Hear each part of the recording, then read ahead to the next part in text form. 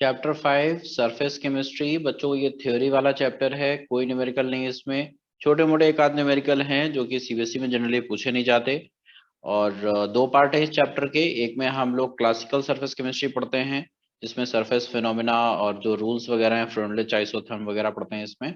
Second में हम लोग कोलाइडल वाला पार्ट आता है, तो उसमें कोलाइडल सॉल्यूशन, उसकी प्रॉपर्टीज, उसका फॉर्मेशन और उसकी स्टेबिलिटी, बहुत सारी चीजें होती है जो उसमें पढ़ते हैं हम लोग। तो देख लेते हैं ये। What is surface chemistry? तो the branch of chemistry which deals with the nature of surface. यहाँ पर बच्चों सरफेस की बात करेंगे हम। And the phenomena that occurs at surface और interface is called surface chemistry. तो अगर हम किसी सॉलिड और गैस की बात करें, कई बार क्या होता है किसी रिएक्शन में कैटलिस्ट हमने सॉलिड ले लिया। अब इस सॉलिड के कैटलिस्ट के सरफेस पर कोई गैस आकर के एड्जॉर्ब हो गई।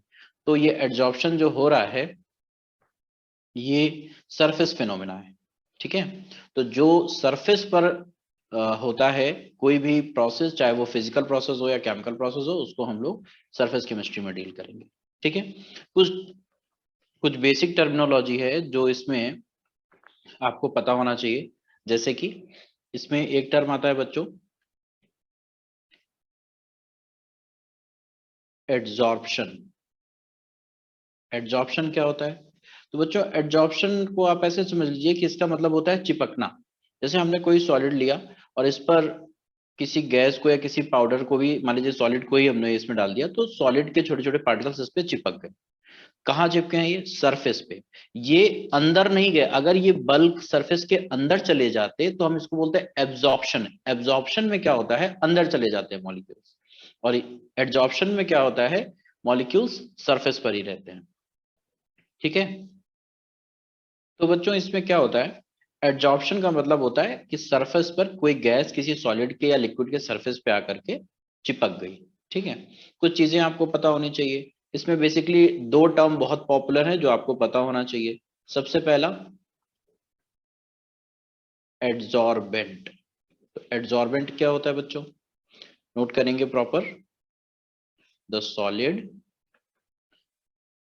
Substance on the surface of which on the surface of which adsorption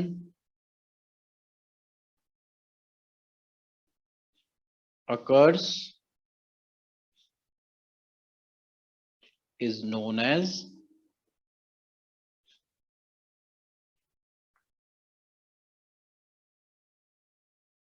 adsorbent।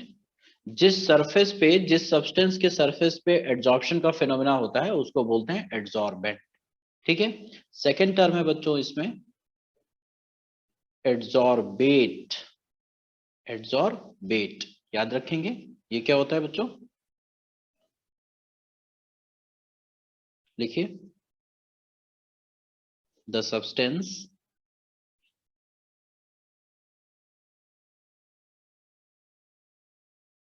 या the substances that get adsorbed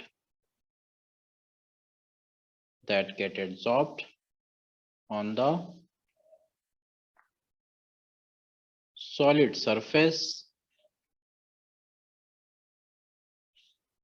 surface due to intermolecular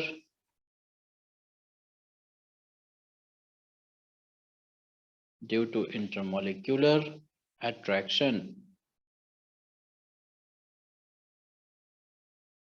due to intermolecular attractions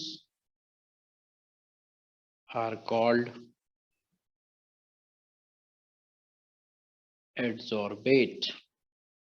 ठीक है। जैसे मान लीजिए हमारे पास कोई सॉलिड सब्सटेंस है और इसके सरफेस पर ये एड्जॉर्प्शन हुआ है बच्चों। ठीक है। तो ये जो सब्सटेंस हमने बल्क में लिया है ये क्या है? This is adsorbent. और ये जो सब्सटेंस इस पर एड्सॉर्ब हो रहा है इसको क्या बोलेंगे? एड्सॉर्बेट। ठीक है।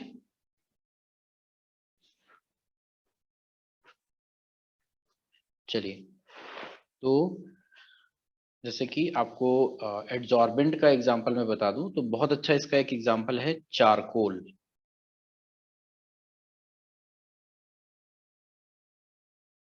चारकोल एक बहुत अच्छा इसका एग्जांपल है जो कि बहुत सारी गैसेस को एड्जॉर्ब कर लेता है।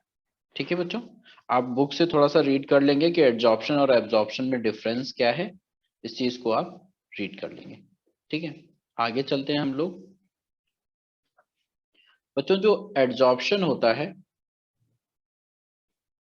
ध्यान रखेंगे, ये डायरेक्टली प्रोपोर्शनल होता है प्रेशर के और इनवर्सली प्रोपोर्शनल होता है टेम्परेचर के।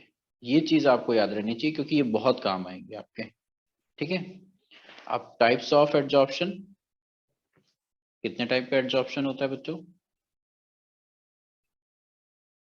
टाइप्स ऑफ एड्जॉर्प्शन, तो एड्जॉर्प्शन बच्चों दो टाइप का होता है। एक होता है physical adsorption,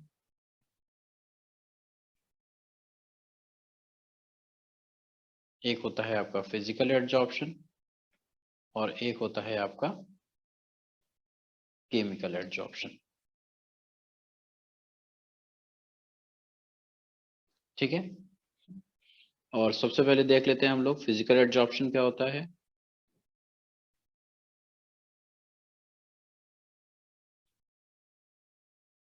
physical adsorption,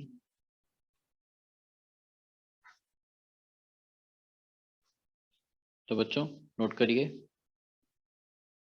when the particles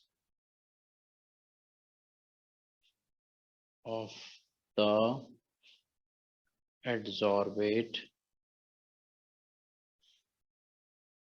are held to the surface of the adsorbent by the physical forces such as van der Waals forces,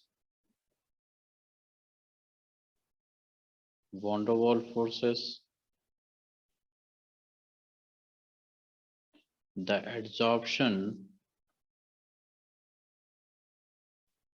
is called physical adsorption। Physical adsorption को ही बच्चों फिजियोजॉर्प्शन भी बोलते हैं, फिजियोजॉर्प्शन। ठीक है, second हमारे पास आता है केमिकल एड्जॉर्प्शन। से ये सब पूछा नहीं जाता जनरली, लेकिन आपको थोड़ा सा बेसिक नॉलेज होना चाहिए। लिखिए इसमें, when the molecule when the molecules of the adsorbate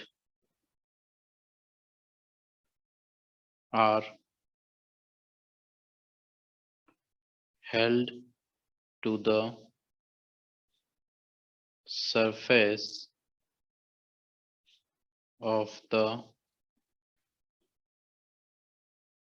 adsorbent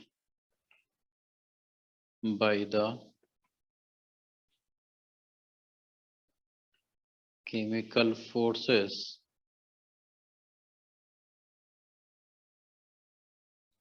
the adsorption is called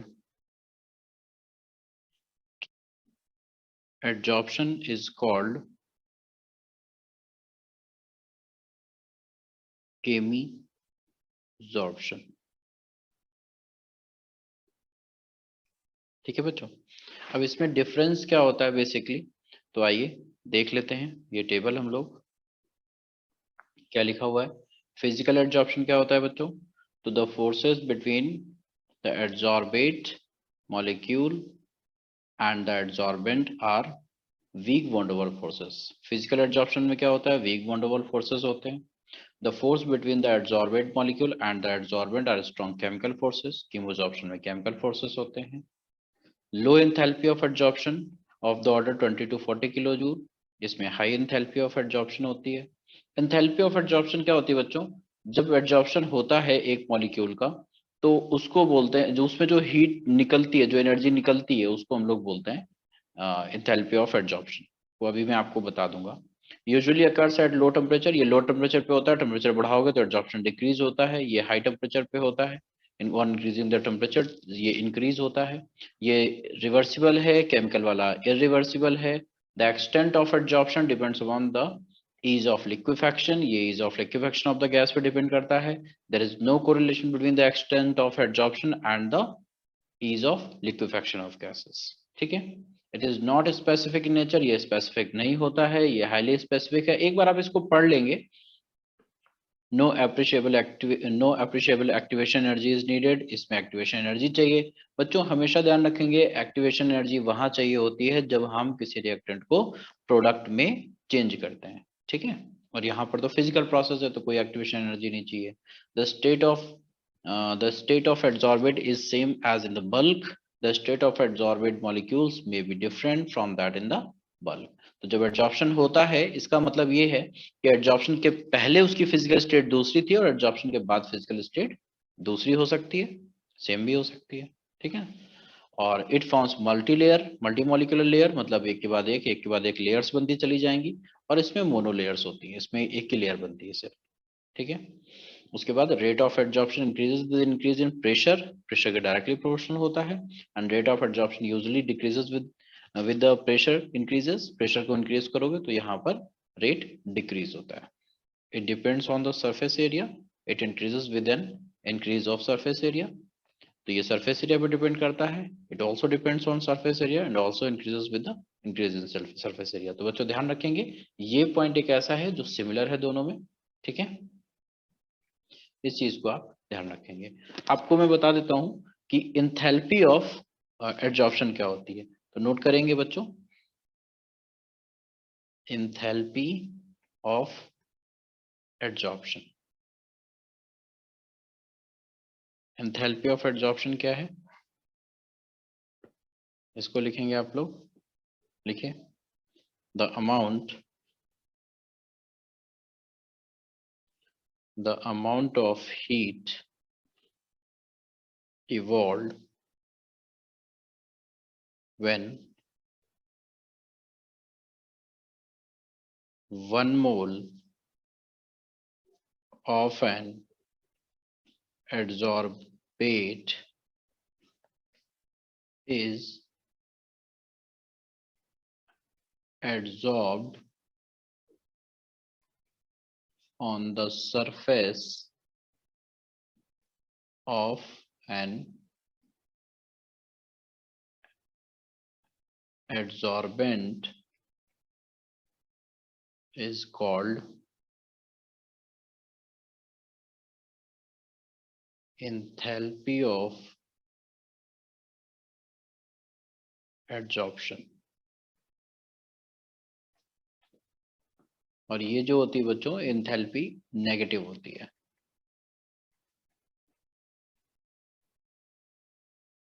adsorption of gases on solids किस पे डिपेंड करता है बच्चों? तो एक तो डिपेंड करता है नेचर ऑफ द गैस पे, जो गैस डिपॉजिट होने आ रही है उस गैस के नेचर पे डिपेंड करता है। जो हमारा एडजॉर्बेंट है उसके नेचर पे डिपेंड करता है। स्पेसिफिक एरिया ऑफ एडजॉर्बेंट, कितना स्पेसिफिक एरिया है एडजॉर्प्शन के लिए, उस पर भी डिपेंड करता है। टेम्परेचर पर ऑब्वियसली डिपेंड करता है, प्रेशर पे भी डिपेंड करता है, और एक्टिवेशन ऑफ एडजॉर्बेंट पे। तो जनरली ये वाला पॉइंट जो है ये बच्चों को समझ में नहीं आता कि एक्टिवेशन ऑफ एडजॉर्बेंट का मतलब क्या है। तो एक सिंपल सी चीज मैं आपको बता देता हूँ, आप एक बार रीड करेंगे बुक से तो आपको समझ में आ जाएगा। लेकिन देखिए इसका मतलब क्या है, इसका मतलब ये है कि जैसे सपोज हमारे पास चारकोल है और हम इसको कहीं यूज करने जा रहे हैं एडजॉर्प्शन के लिए। बट इसमें क्या है कि जैसे ये एयर के कांटेक्ट में आया तो इसमें oxygen, nitrogen, CO2, water vapour सब इसमें चिपक गए। अब आप इसको जब तक ले जाएंगे, यूज करेंगे तब तक यहाँ पे कुछ एडजॉर्प्शन हो गया। तो हम जो भी चीज करेंगे, जो एक्सपेरिमेंट हम करेंगे, हमें उसमें सही रिजल्ट नहीं मिलेगा, है ना। तो क्या करते हैं हम इसको पहले हीट कर लेते हैं। जब इसको हम गर्म करते हैं, खूब ज्यादा हीट करते हैं, तो टेम्परेचर बढ़ाने पे एड्जॉर्प्शन डिक्रीज होता है, तो ये सारी गैसेस क्या होती हैं, ये निकल जाती हैं, और इसका जो सरफेस होता है वो एकदम एक्टिव हो जाता है और एकदम क्लीन हो जाता है। ठीक है, इसका मतलब जब इसके सरफेस पे कोई गैस नहीं है, तो जब हम इसको यूज करेंगे तो ज्यादा से ज्यादा एड्जॉर्प्शन होगा। तो इस तरीके से हम एड्जॉर्बेंट को बच्चों एक्टिवेट कर लेते हैं।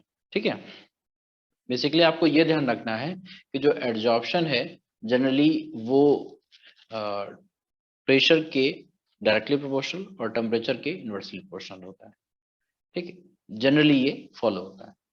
अब चलते हैं हम लोग नए टॉपिक की तरफ, जिसका नाम है एड्जॉर्प्शन आइसोबार। पहले आइसोथर्मल के लिए आपको बता देते हैं, एड्जॉर्प्शन आइसोथर्म। अब ये क्या है बच्चों, बहुत सिंपल सी चीज है, आपने थर्मोडायनेमिक्स में पढ़ा होगा आइसोथर्मल।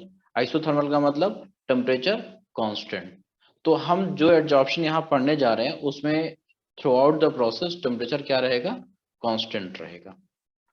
ठीक है, ये याद रखेंगे कि यहाँ पर टेम्परेचर हमें कांस्टेंट रखना है, क्योंकि बच्चों तीन चीजें हैं। देखिए, एड्जॉर्प्शन, बहुत ध्यान से सुनिएगा जो मैं आपको बताने जा रहा हूँ, एड्जॉर्प्शन, टेम्परेचर और प्रेशर। हम टेम्परेचर को कांस्टेंट करेंगे, प्रेशर में चेंज करेंगे और एड्जॉर्प्शन में चेंज को ऑब्जर्व करेंगे। अगर हम इसको कांस्टेंट नहीं करेंगे, इसको भी चेंज करेंगे, इसको भी चेंज करेंगे, तो हमें कुछ अच्छा रिजल्ट नहीं मिलेगा। इसीलिए हम क्या करते हैं, इसको कांस्टेंट कर देते हैं। अलग अलग टेम्परेचर पर हम प्रेशर को चेंज करते जाते हैं और एड्जॉर्प्शन को स्टडी करते जाते हैं। ठीक है, तो बच्चों यहाँ पर हमें एक चीज पढ़नी है जिसका नाम है, पहले तो आप थोड़ा सा लिख लीजिए इसके बारे में कि ये एड्जॉर्प्शन आइसोथर्म क्या होता है ना। तो लिखिए जरा, the relation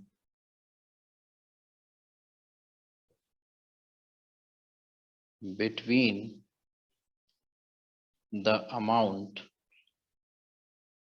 of substance adsorbed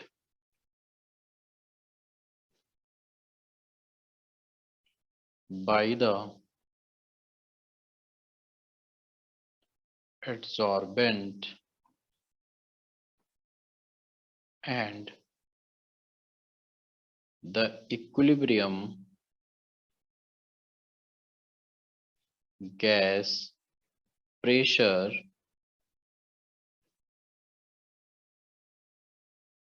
at constant temperature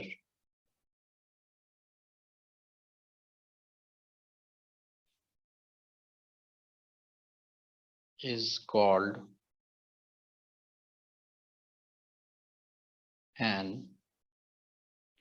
adsorption isotherm। तो बहुत सिंपल सी चीज है बच्चों, relation between the amount of substance adsorbed by the adsorbent and the equilibrium pressure. Amount और प्रेशर के बीच में जो रिलेशन है एट कांस्टेंट टेम्परेचर, उसी को बोलते हैं एड्सॉर्प्शन आइसोथर्म। ठीक है, यहां पर हमें एक चीज पढ़नी बच्चों, x अपॉन m, इसको बोलते हैं एक्सटेंट ऑफ एड्सॉर्प्शन। यहाँ पर x क्या है ध्यान रखेंगे बच्चों, यहाँ पर x क्या है तो पहले आप लिख लीजिए, x is the mass of adsorbate और m क्या है, where m is a mass of adsorbent.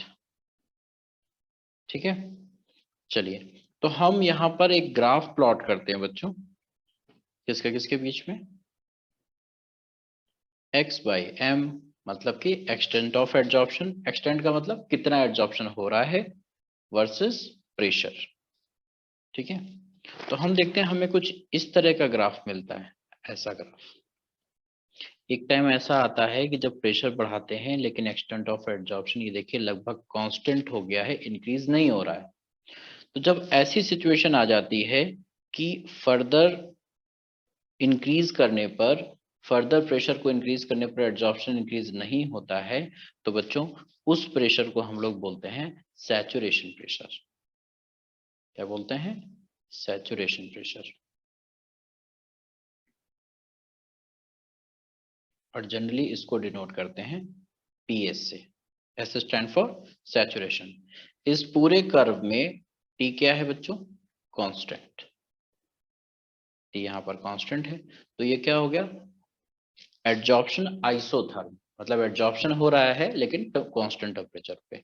तो हम क्या देख रहे हैं कि प्रेशर बढ़ाने पर एक्सटेंट ऑफ एड्जॉर्प्शन इंक्रीज हो रहा है।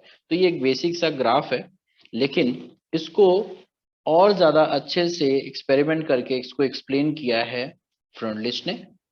तो आइए हम लोग पढ़ते हैं फ्रेंडलिच आइसोथर्म। यहाँ से बच्चों आपका ये टॉपिक इंपॉर्टेंट है जो पूछा जाता है। कहाँ से? यहाँ से, मोस्ट इंपॉर्टेंट। इसके आगे आपको सारी चीजें आनी चाहिए। इसके पहले तो बेसिक है, आप एनसीईआरटी से पढ़ लेंगे, बस उतना इनफ है। ज्यादा इस पे आपको मेहनत करने की जरूरत नहीं है, क्योंकि इस चैप्टर का बहुत ज्यादा वेटेज भी नहीं होता है, ठीक है ना। तो टाइम बर्बाद मत करिए इसके पीछे। आइए बच्चों हम लोग पढ़ते हैं मोस्ट इंपॉर्टेंट फ्रेंडलिच एड्जॉर्प्शन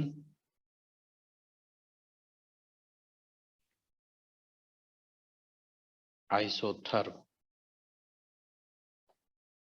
बच्चों ये है आपका सेम ऐसा ही जैसे अभी आपने ऊपर पढ़ा है, लेकिन यहाँ पे अलग अलग कंडीशंस हैं। तो लिखिए जरा बच्चों, the variation of extent of adsorption x by m with pressure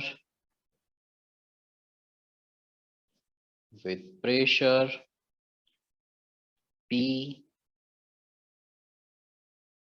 at a particular temperature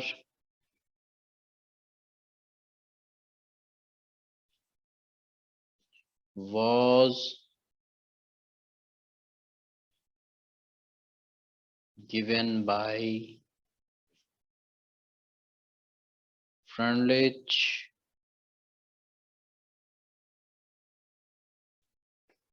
in 1909। ठीक है, तो क्या रिलेशन इन्होंने दिया है, आइए देखते हैं।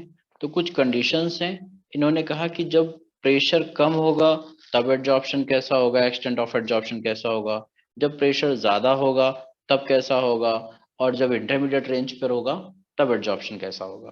तो सबसे पहले हम देख लेते हैं at low pressure. At low pressure, तो बच्चों क्या होगा, अभी हम ग्राफ प्लॉट करेंगे, सारी कंडीशंस पहले पढ़ लेते हैं, फिर ग्राफ प्लॉट करेंगे तब आपको समझ में आएगा। तो लिखिए, the graph is almost straight line. The graph is almost straight line, which indicates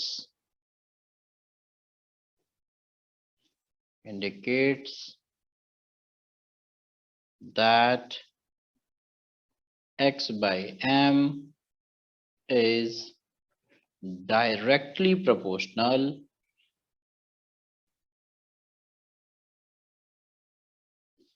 to pressure। ठीक है बच्चों, क्या लिख सकते हैं हम, x by m is directly proportional to pressure। ठीक है, और यहाँ पे कांस्टेंट लगा देंगे, प्रोपोर्शनलिटी का साइन हटाएंगे, सिंपल कोई कांस्टेंट लगा दिया हमने। ये क्वेश्चन आ गई वेयर के इज प्रोपोर्शनलिटी कांस्टेंट। ठीक है, सेकंड कंडीशन हमारी, एट हाई प्रेशर। बच्चों हाई प्रेशर पे क्या होता है, हाई प्रेशर, तो लिखिए the graph becomes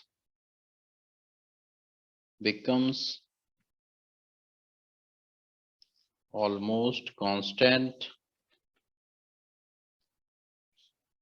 which means that x by m becomes independent of pressure। ठीक है, तो आप ये याद रखेंगे, ये पॉइंट पूछा गया है जेई और नीट में कि ये जो एक्स बाई एम होता है हाई प्रेशर पर कांस्टेंट होता है। ठीक है, आप इसको इस तरीके से भी लिख सकते हैं, x by m is equal to k p की पावर 0। पी की पावर 0 का मतलब प्रेशर हाई कर दिया एक बार आपने, कितना भी आप बढ़ाते चले जाएं उसका कोई इफेक्ट नहीं आएगा, एक्स बाई एम कॉन्स्टेंट रहेगा। ठीक है, and third and most important which is in the intermediate range of pressure, in the intermediate range of pressure, ये क्या होता है बच्चों? तो आइए देखिए, इंटरमीडिएट रेंज ऑफ प्रेशर के लिए क्या होता है, लिखिए x by m will depend upon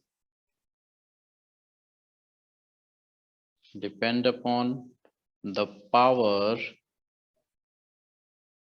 of pressure, the power of pressure which lies between 0 to 1। Power क्या होती है, 0 से 1 के बीच में हो सकती है, that is fractional power, fraction power होगी बच्चों, that is fractional power of pressure.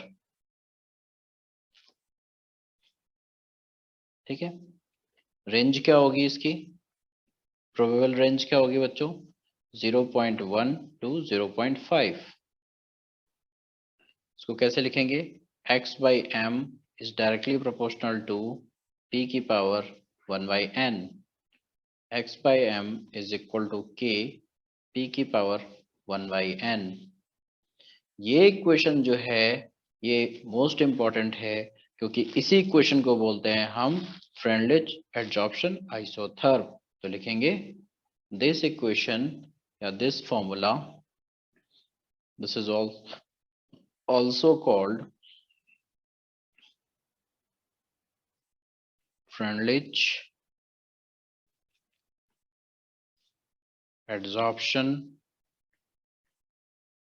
isotherm। ठीक है बच्चे, अब देखिए कुछ बच्चे कंफ्यूज रहते हैं 1/n के लिए, तो आप एक बात सुनिए, 1/n की जो वैल्यू है वो कितनी होनी चाहिए, 1/n की वैल्यू 1/n की वैल्यू होनी चाहिए 0 to 1 के बीच में, और n कितना होना चाहिए, अब प्रोबेबिलिटी ये कितनी होती है, मोस्टली 0 से 1 के बीच में होनी चाहिए, लेकिन होती कितनी है, मिलती जनरली कितनी है, 0.1 to 0.5 मिलती है। ये वैल्यू कब आ सकती है, कॉमन सेंस लगाओ, जब n क्या होना चाहिए आपका, कोई इंटीजर वैल्यू होना चाहिए, जैसे n आपका 2 हो गया तो वैल्यू कितनी आ गई 0.5, n आपका 3 हो गया या सपोज 2.5 हो गया तो कितना आ गया वैल्यू 0.4। ठीक है ना, सपोज n आपका 3 हो गया तो कितना आ गया 0.33, n आपका 4 हो गया तो कितना आ गया 0.25। तो इस तरीके से n इंटीजर वैल्यू होनी चाहिए और जो फ्रैक्शन की वैल्यू है वो 0 to 1 के बीच में होनी चाहिए। प्रोबेबिलिटी कितनी होगी बच्चों, 0.1 to 0.5 के बीच में। ठीक है, याद रखेंगे। तो ये इक्वेशन बहुत इंपॉर्टेंट है आपके लिए। अब एक इंपॉर्टेंट चीज नोट कर लीजिए, the value of n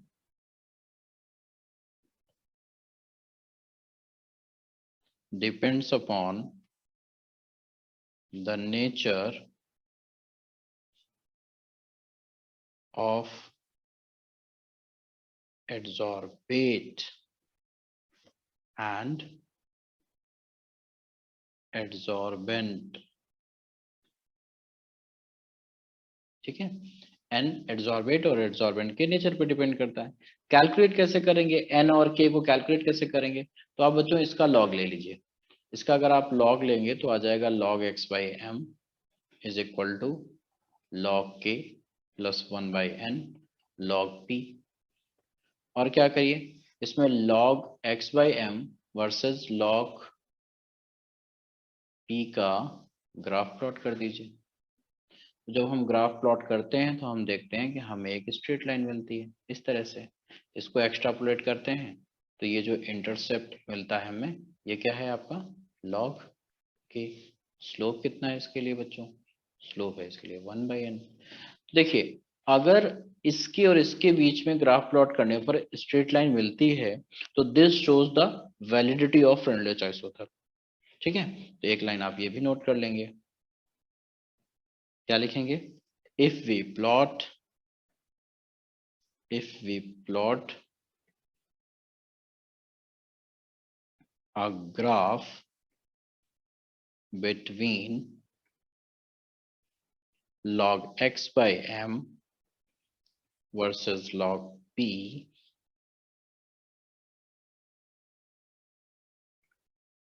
a straight line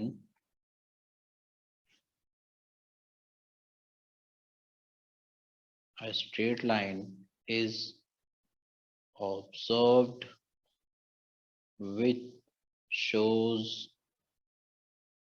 the validity of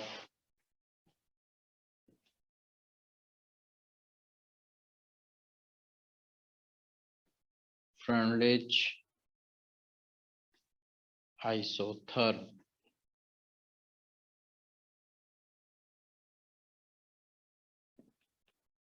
ठीक है बच्चों, ये आप नोट कर लेंगे इसको। उसके बाद नेक्स्ट टॉपिक हमारा आता है। अच्छा चलिए देखिए, ये जो अभी हमने पढ़ा ये तीन cases, low pressure, high pressure और इंटरमीडिएट प्रेशर, इसके लिए ग्राफ देखिए जरा। ग्राफ क्या होगा बच्चे? देखिए अगर हम ग्राफ देखें फ्रेंडली आइसोथर्म का, अभी हम बात कर रहे थे एक्स बाई एम और प्रेशर के बारे में। देखिए बच्चों स्टार्टिंग में क्या होगा, लो प्रेशर पे ये आपको एक लगभग इस तरह की एक स्ट्रेट लाइन मिलेगी। थोड़ा सा आगे जाने पर इस तरीके से इंक्रीज होगा, कर्व्ड इंक्रीज होगा, और आगे जाएंगे तो आपको एक स्ट्रेट लाइन मिलेगी। मतलब देखा जाए तो आपको तीन रेंज मिलेंगी। कौन कौन सी?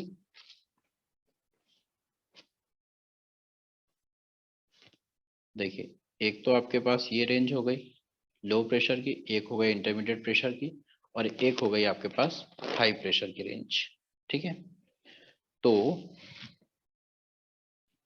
ये पॉइंट आपका क्या है? PS saturation pressure. यहां पर आपको इक्वेशन क्या मिल रही थी बच्चों? X by m is equal to k p की पावर नॉट। मतलब हाई प्रेशर पर पी इंडिपेंडेंट हो जाता है, इंटरमीडिएट प्रेशर पर x by m is equal to k p की पावर 1/n, और लो प्रेशर पर x by m is equal to k P, ठीक है। ये रेंज क्या है? This range is called low pressure. ये क्या है? Intermediate pressure. और ये क्या है आपका आगे? हाई प्रेशर, हाई प्रेशर, ठीक है। तो ये है फ्रेंडली आइसोथर्म। और सभी जगह पर बच्चों क्या है, पूरे प्रोसेस के दौरान क्या है? टेम्परेचर कांस्टेंट है, क्योंकि आइसोथर्म की बात कर रहे हैं, है ना। एक्स अपॉन एम क्या है? Extent of adsorption, pressure left to right increase हो रहा है। तो ये है एक ग्राफ में हमने तीनों चीजें बता दी कि लो प्रेशर पे क्या हो रहा है, इंटरमीडिएट प्रेशर पे क्या हो रहा है, और हाई प्रेशर पे क्या हो रहा है, ठीक है। इसको आप लोग नोट कर लेंगे।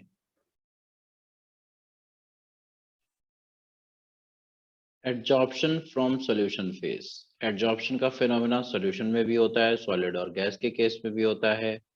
तो यहाँ पर solids can absorb solutes from solutions also. अगर किसी सॉल्यूशन में सॉल्यूट पड़ा हुआ है तो वो सॉल्यूट एब्जॉर्ब हो जाएगा किसी सॉलिड सब्सटेंस के सरफेस पर।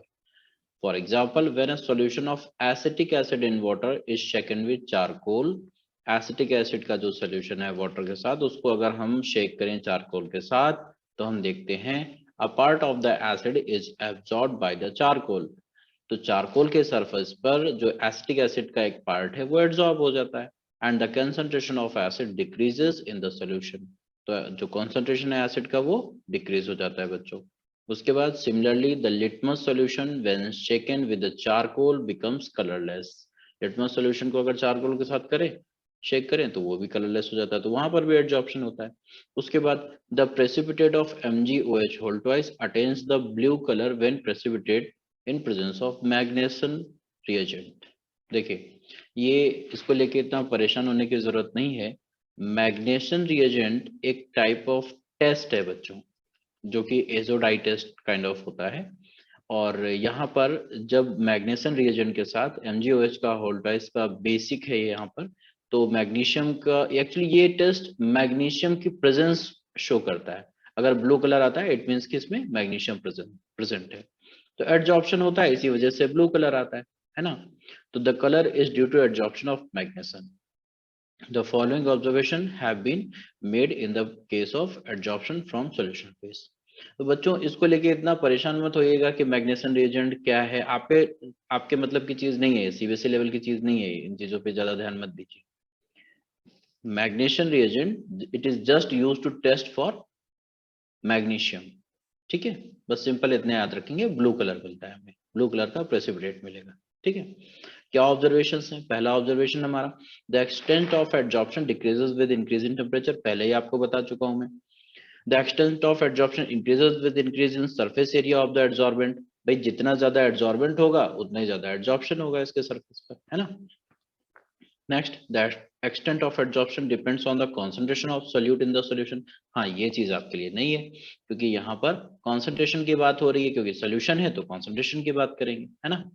The extent of adsorption depends on the nature of the adsorbent, and adsorbent as usual, ये चीज उसमें भी थी, गैस के लिए भी थी ये चीज। उसके बाद क्या कह रहा है? कह रहा है कि the precise mechanism of adsorption from solution is not known। solution के लिए हमें बहुत अच्छी मैकेनिज्म नहीं पता है। और Freundlich equation approximately describe the behaviour of adsorption from solution with the difference that instead of pressure concentration of the solution is taken into account. बच्चों इसका मतलब क्या है? ये एक इंफॉर्मेशन है। क्या इंफॉर्मेशन है?